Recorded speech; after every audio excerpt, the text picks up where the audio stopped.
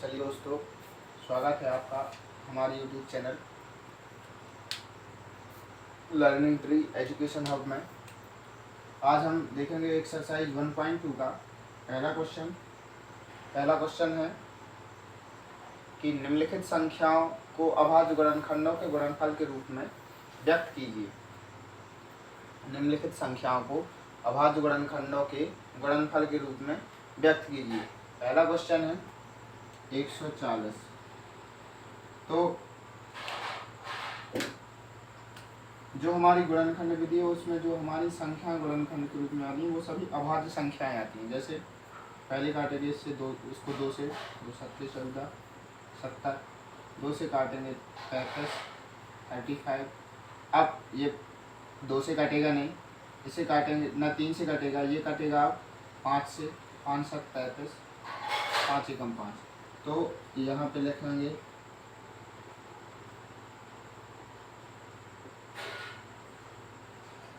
अभाज्य गुणनखंड के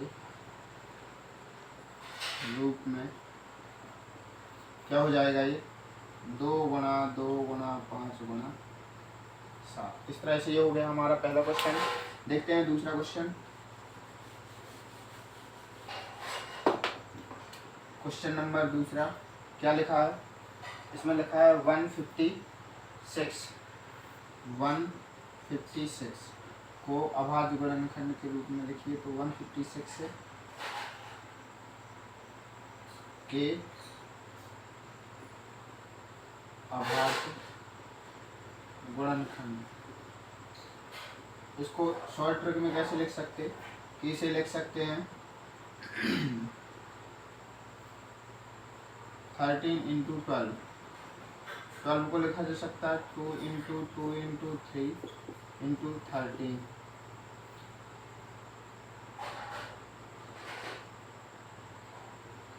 यस, इसी तरह से लिखे जाएंगे। और अगर आपको गुणनखंड करने हैं तो आप इसके गुणनखंड भी कर सकते हैं। ऐसे 156 सबसे पहले काटेंगे 2 से, 2 7 या 14, बचा 1 हो जाएगा 16, 2 8 या 16, 2 39 आ जाएगा। और अब काटेंगे 3 से तो 13 आएगा और लास्ट में आ जाएगा 13। इस तरह से ये हमारा क्वेश्चन नंबर सेकंड कंप्लीट हो गया। अब हम देखते हैं अपना question number third. Question number third है 3825, 3825। इसे गुणनखंड रूप में अपन सबसे पहले हल करेंगे 3825। इसके गुणनखंड करेंगे अभाज्य गुणनखंड विधि से। यही विधि कहलाती है अभाज्य गुणनखंड विधि। ये पीछे 5 है तो इनके अंकों को जोड़ेंगे। 3 5 और 2 7, 8 7 15, 15 और 3 18 आया। ये 18 3 से कट जा रहा है, यानी ये संख्या भी 3 से कट जाएगी। काटेंगे 3 से, 3 एकम 3, 3 दूना 6, बचा 2 हो गई 22, 3 7 21, बचा 1 हो गई 15, 3 5 15। अभी भी इसके अंकों को जोड़ देखो, 7 5 12, 12 और 3 15, 15 जो है वो 3 से कट जाएगा, तो ये संख्या भी 3 से कट जाएगी। 3 चौक 12, 3 दूना 6, 3 5 15। अब अगर इसके अंकों को जोड़ते हैं अपन तो 5 2 7 और 4 11, 11 जो है वो 3 से नहीं कटता, इसलिए ये संख्या भी 3 से नहीं कटेगी। अब हम काटेंगे इसको 5 से, तो 5 8 40 और 5 25। 5 से काटा तो 17 पना 85 और 17 से काट देंगे तो 17 एकम 17, यानी 3825 के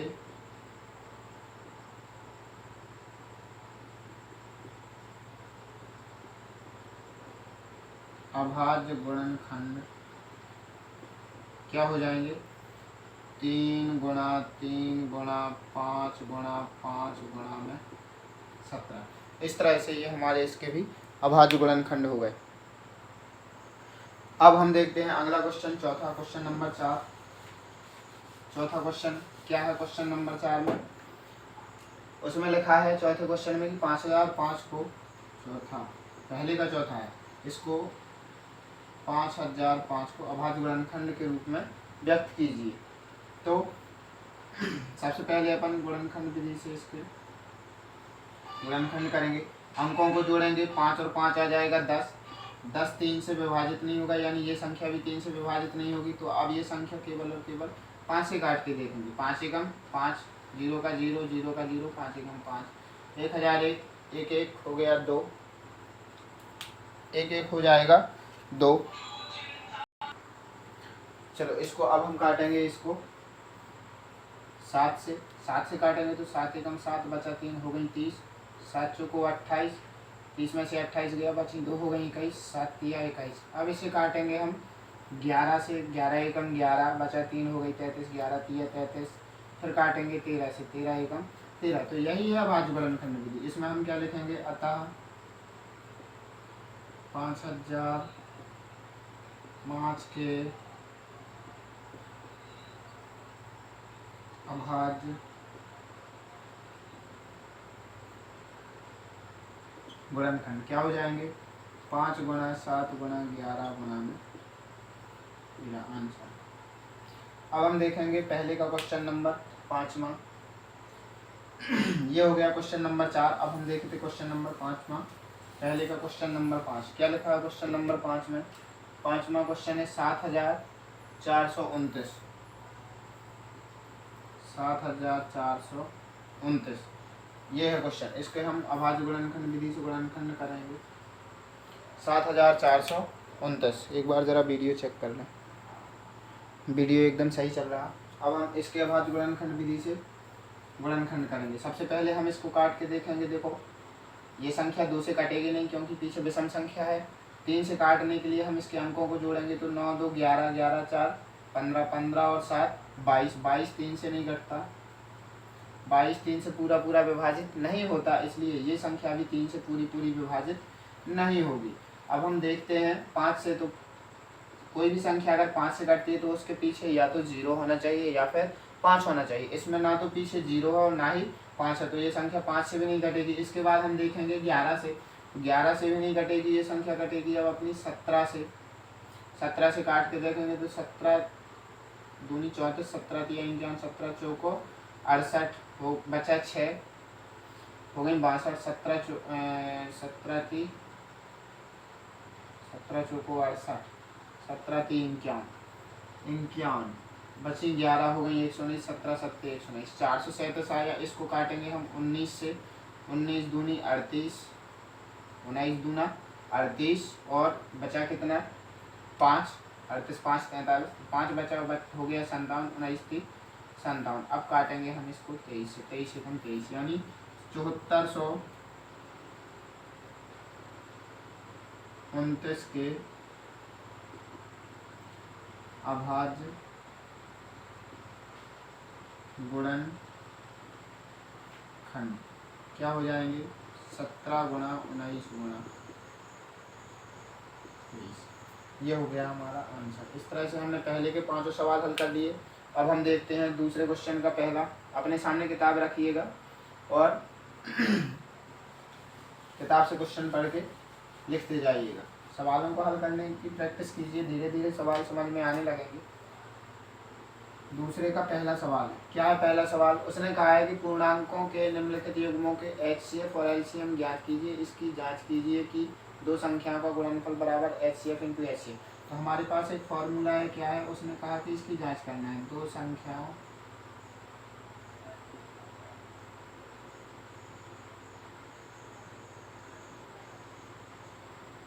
गुणनफल बराबर HCF इंटू में LCM, LCM इंटू HCF या HCF इंटू LCM ऐसा भी बोल सकते हैं। तो ये हमारे पास एक फॉर्मूला है। इस फॉर्मूले से पहला सवाल हल करेंगे जब, तो पहला सवाल लिखा है उसमें कि 26 और 91 का इनका पहले HCF ज्ञात कीजिए और HCF ज्ञात करने के बाद इसमें जांच कीजिए कि दोनों संख्याओं का गुणनफल HCF और LCM के गुणनफल के बराबर है या नहीं। तो इसको हम इनका HCF हम अभाज्य गुणनखंड विधि से भी हल कर सकते हैं, और अभी जो हमने पिछले एक्सरसाइज में 1.1 में पढ़ा था यूक्लिड विभाजन प्रमेय का, उससे भी इसके HCF को हम ज्ञात कर सकते हैं। तो पहले तो हम देखते हैं अभाज्य गुणनखंड विधि से। तो 26 और 26 के गुणनखंड हम करेंगे 2 से काटेंगे 13 और 13 से काटेंगे 13 एकम 13 और 1 से काटेंगे तो 1 एकम 1।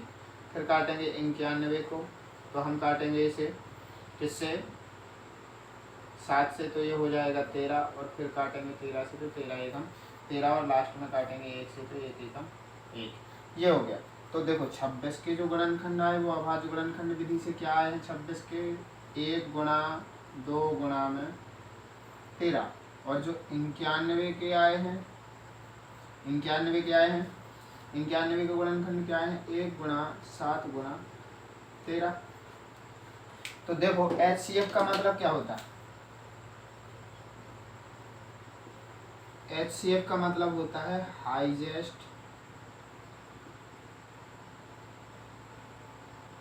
Common factor, highest common factor. तो फैक्टर तो हमने देखो इनके कर लिए, फैक्टर हमने इनके कर लिए, अब हमें कॉमन चाहिए। कॉमन का मतलब जो दोनों में उभयनिष्ठ हो, तो देखो ये 13 दोनों में है और ये 1 दोनों में है, तो ये कॉमन हो गया। और हाईएस्ट, कॉमन के साथ साथ हमें हाईएस्ट देखना है, जो हमारे दोनों गुणनखंड या फैक्टर जो कॉमन है उनमें हाईएस्ट कौन सा है, तो हाईएस्ट कौन सा है हमारा 13। अतः HCF क्या हो जाएगा यहाँ पे HCF बराबर 13। और अब इनका देखेंगे अपन LCM। अब ये HCF को हम निकाल देते हैं यहाँ से। अब हमें निकालना है इनका LCM। क्या निकालना है LCM। LCM निकालने के लिए क्या करो, इन दोनों के गुणनखंड इकट्ठे कर लो। अभी हमने ऐसे किए थे, या फिर ऐसा कर लो कि किसी संख्या को दोबारा मत लिखो, वैसे भी निकाला जा सकता है। सबसे पहले काटेंगे 2 से, तो ये आ गया 13 और ये 91 का 91 रहेगा, क्योंकि 91 2 से विभाजित नहीं होता। अब हम क्या करेंगे, फिर काटेंगे इसको 13 से, तो 13 एकम 13, 13 7 91, और इसको ऐसे भी कर सकते 7 से भी काट सकते 7 एकम 7, 7 एकम 7, और ये 1 एकम 1, 1 एकम 1, इस तरह से भी हो सकता है। तो एलसीएम कितना आ गया, सॉरी 1 गुणा में 2 गुणा 13 गुणा 7, ये आया हमारा एलसीएम। इनका जब गुणा करेंगे तो ये कितना आ जाएगा, एलसीएम बराबर हो जाएगा 13 7 91 और 91 दूनी 2 एकम 2, 2 नाम 18, 182, 91 दूना 182, ये आ गया हमारा एलसीएम। अब हमें करना है जांच। क्या करना है, जांच।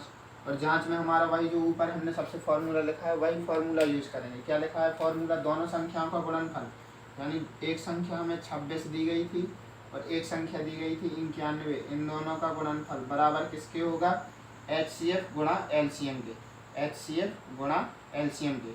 HCF है हमारा कितना 13, LCM है कितना 182। चलो इनका हम गुणा करके देखते हैं। अगर लेफ्ट हैंड साइड बराबर राइट हैंड साइड आ जाती है, यानी लेफ्ट हैंड साइड बराबर राइट हैंड साइड रहती है, तो हमारा ये फिर LCM और HCF दोनों सही है। तो 26 एकम 26 की 6 हासिल आई 2 और 95 9 दूनी 18, 4 22 21, 234 और 2 236, यही कुछ आता गया। देखो 26 और 91 को गुणा करेंगे, 6 एकम 6, 2 एकम 2, 9 छक्का